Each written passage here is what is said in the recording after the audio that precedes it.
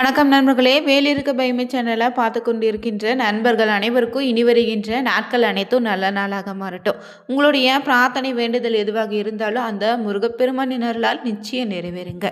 இன்னைக்கு இந்த பதிவில் எதை பற்றி பார்க்க போறோம்னா, 2026ஆம் ஆண்டிற்கான மகா சிவராத்திரி பார்த்தீங்கன்னா வருகின்ற பிப்ரவரி 15ஆம் தேதி நடக்க இருக்கு. இந்த நாளில் பார்த்தீங்கன்னா 3 கிரக மாற்றத்தால் இந்த 3 ராசிகளுக்கு குபேர யோகம் நிச்சயம் சிவனின் அருள் உண்டுங்க. அந்த ராசிக்காரர்கள் யார் யாருன்னு தெரிஞ்சுக்கலாங்க. மேலும் மகா சிவராத்திரி அன்று சிவபெருமானை எந்த முறையில் விரதம் இருந்து வழிபட்டா நமக்கான முழு பலன் கிடைக்குன்னு தெரிந்து கொள்ள இந்த ஒரு பதிவை கடைசி வரைக்கும் ஸ்கிப் பண்ணாமல் பாருங்க. மேலும் நீங்கள் சிவ பக்தராக இருந்தீங்கன்னா ஓ நமச்சிவாயா என்னும் மந்திரத்தை 3 முறை கமெண்ட் பாக்ஸில் பதிவிடுங்க.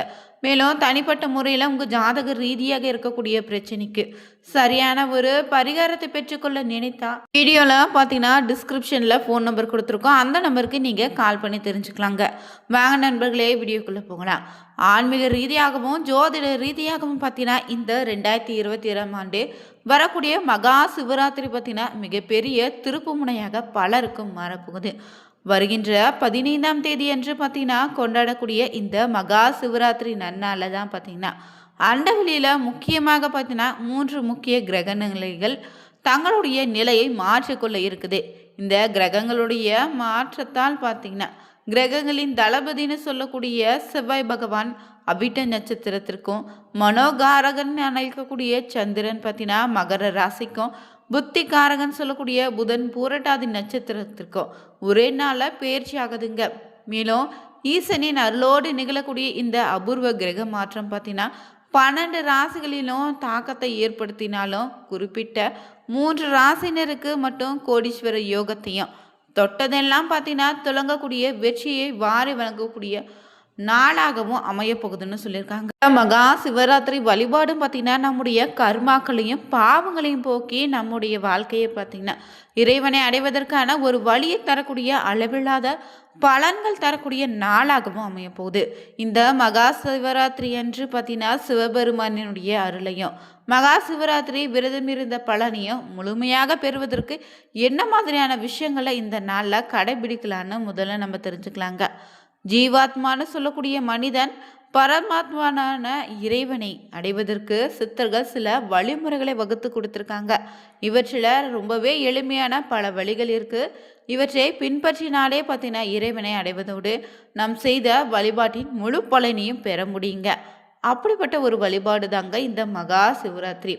சிவபெருமானின் அருளை பெறுவதற்குரிய பரிபூர்ண நாளுன்னே சொல்லலாம். இந்த நாளை நம்ம பக்தியோடோ சிவ சிந்தனையோடு சிவனின் அருளை பெற வேண்டுன்னு நோக்கத்தோடு நாம் செய்யக்கூடிய ஒவ்வொரு விஷயமும் பல மடங்கு அதிக பலனை கொடுக்குங்க. அதனால் இந்த நாளில் முழு இரவும் கண் விழிக்க வேண்டுமா, நாள் முழுவதும் உணவு சாப்பிடாமல் இருக்க வேண்டுமா, இரவு முழுவதும் சிவ மந்திரங்களை சொல்ல வேண்டுமா, சிவன் கோவிலுக்கு கண்டிப்பாக செல்ல வேண்டுமா, சிவ பூஜை செய்ய வேண்டுமான அனைத்தும் செய்தாலே மகா சிவராத்திரி விரதம் இருந்து வழிபட்ட முழு பலனையும் பெற முடியும்னு பல சந்தேகங்கள் கேள்விகள் இருக்கு. அதற்கு தெளிவான ஒரு பதில் என்னன்னு பார்த்தீங்கன்னா, பரம்பொருளான சிவபெருமானின் அருளை பெறுவது மிகவும் எளிமையான ஒரு வழிமுறை தாங்க. உண்மையான பக்தியோடு உறுதியான நம்பிக்கையோடு சிவனை அடைய எண்ணமோ சிறிய அளவிலான முயற்சி இருந்தாலே போதுங்க. சிவபெருமானுடைய அருள் நமக்கு நிச்சயம் உண்டு. இந்த மகா சிவராத்திரி நாளில் நீங்கள் சித்தர்கள் சொல்லி வைத்த இந்த எளிமையான 5 விஷயங்களை பின்பற்றினாலே போதுங்க, நிச்சயம் சிவனின் அருள் உண்டு.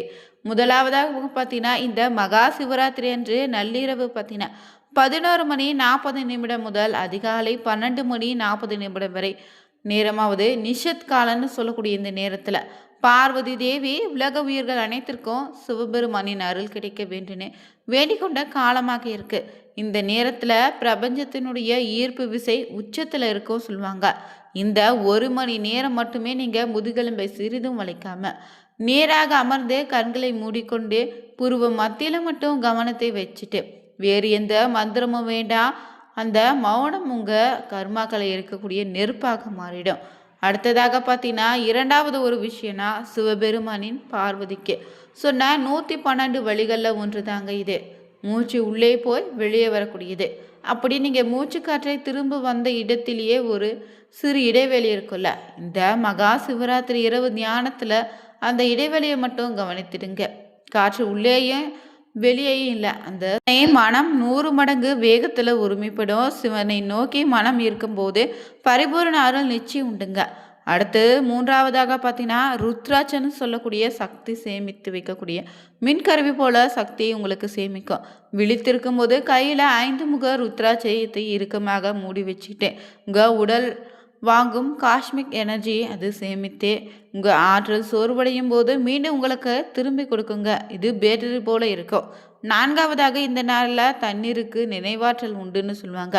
செம்பு பாத்திரத்தில் நீர் வச்சு அதை தொட்டு கொண்டு 10 நிமிடம் நீங்கள் சிவாய நம எனும் மனசீகமாக ஜபித்து அந்த நீரை மகா சிவராத்திரி அன்று கண் விழிக்கும் போது இரவு முழுக்க சிறிது சிறியதாக குடித்திடுங்க. அந்த நீர் உங்கள் செல்களில் இருக்கக்கூடிய பழைய கர்ம பதிவுகளை நீக்கும் மருந்தாகவும் மாறும். அதே போல் இறைவனுடைய அருளை விரைவாக பெற்றுத்தருங்க. கடைசியாக இந்த நாள் 5வதாக பார்த்தீங்கன்னா, பூமியின் வட துருவத்தில் ஆற்றல் மேல் நோக்கி பாயக்கூடிய நாளாக இருப்பதால் ஒவ்வொரு முறை ஊச்சி உள்ளிழுக்கும் போது சக்தி உங்கள் முதுகெலும்பின் அடிப்பாகத்தில் இருந்து உச்சிக்கு ஏறுவதாக கற்பனை செய்துட்டு மூச்சு விடும்போது இறங்குவதாக கற்பனை செய்யுங்க. இது பார்த்தீங்கன்னா குண்டலினி சக்தியை தானாக மேல் நோக்கி எழுப்பு செய்யும்.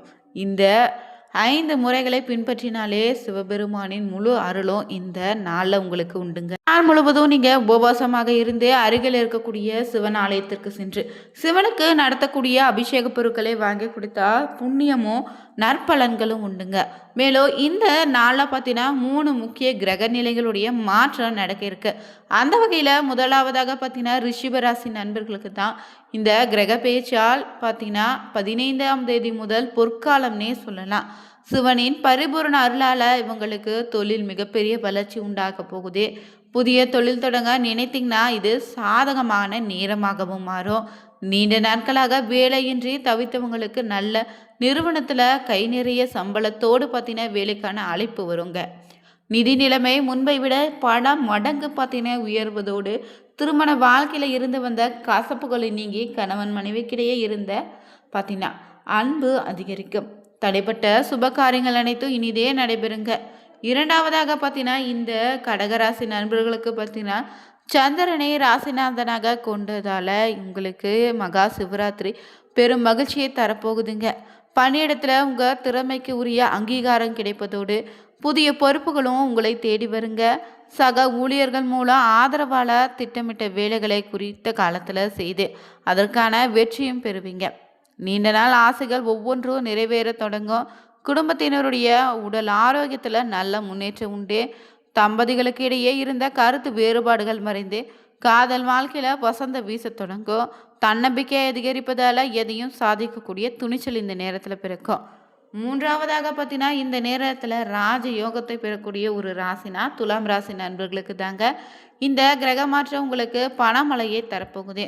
பல வழிகளில் இருந்து வருமானம் கொட்டுன்னே சொல்லலாம். உங்கள் வங்கி இருப்பு இனி உயருங்க. கூட்டு தொழிலில் நிலவி வந்த சிக்கல்களும் தீர்ந்து லாபம் அதிகரிக்க தொடங்கும். உங்கள் கடின உழைப்பிற்கு உயர் அதிகாரிகளிடமிருந்து பாராட்டுகள் கிடைப்பதோடு மட்டும் இல்லைங்க, பதவி உயர்வு உண்டாகும். காதல் வாழ்க்கையில் பொறுத்தவரை உங்களுடைய விருப்பத்தை பெற்றோரிடம் தெரிவிக்க இதுவே ஒரு சரியான நேரமாக அமையும், தவற விடாதீங்க. அதே போல் உங்களின் முழு சம்பந்தத்தோடு உங்கள் காதல் அடுத்த கட்டத்திற்கு செல்லுங்க. மொத்தத்தில் ஈசனியர்களா துலாம் ராசினருடைய வாழ்க்கையில் அனைத்து எதிர்மறை ஆற்றலும் நீங்கி சுபிட்சம் நிச்சயம் உண்டாகும். மகா சிவராத்திரி அன்று விரதம் கடைபிடிக்க நினைத்தீங்கன்னா வழக்கமான உணவுகளை தவிர்த்துட்டு முன்னாடி நாள் மாலை 5:51 துவங்கக்கூடிய சதுர்த்தசி திதியிலிருந்தே தங்களுடைய விரதத்தை ஆரம்பிக்க வேண்டுங்க. இந்த ஆண்டின் சதுர்த்தசி பிப்ரவரி 16ஆம் தேதி மாலை 6:26 நிறைவடைய இருக்கு. இதற்கு பிறகு அமாவாசை திதி துவங்க இருப்பதால விரதத்திற்கான சிறப்பு நேரம் முடிவடையுது. விரதமோ இரவு முழுவதும் சிவ வழிபாடு செய்ய விரும்புவங்க பிப்ரவரி 15ஆம் தேதி மாலை 6 பிறகு தங்களுடைய வீட்டிலும் கோவிலுக்கும் சென்று விரதத்தை தொடங்கலாம். மேலும் மகா சிவராத்திரியில் பக்தர்கள் 4 காலங்களாக பிரிந்து இரவு முழுவதும் சிவனை வழிபடுவது ஒரு வழக்கமான முறையாக இருக்கு. இந்த நேரத்தில் சிவ ஆலயத்தில் பார்த்தீங்கன்னா சிறிய பூஜைகளும் நெல்லிக்காய், பால், பழம் போன்றவற்றை மட்டும் எடுத்துக்கொள்ளலாம். இந்த நாளில் சிவனை வழிபடுவதன் மூலம் பல பிறவிகளாக நீங்கள் செய்த பாவங்களிலிருந்து விடுதலை பெற முடியுங்க. மனமும் அமைதியாகும், ஆன்மீக சக்தி அதிகரிக்க முடியுங்க. இது உங்களுக்கு பிடிச்சிருந்தா லைக் பண்ணுங்கள், ஷேர் பண்ணுங்கள், கமெண்ட் பண்ணுங்கள். மறக்காமல் சேனலை சப்ஸ்கிரைப் பண்ணிவிட்டு கூடவே இருக்க பெல் பட்டனை கிளிக் பண்ணிக்கோங்க. Thank you viewers.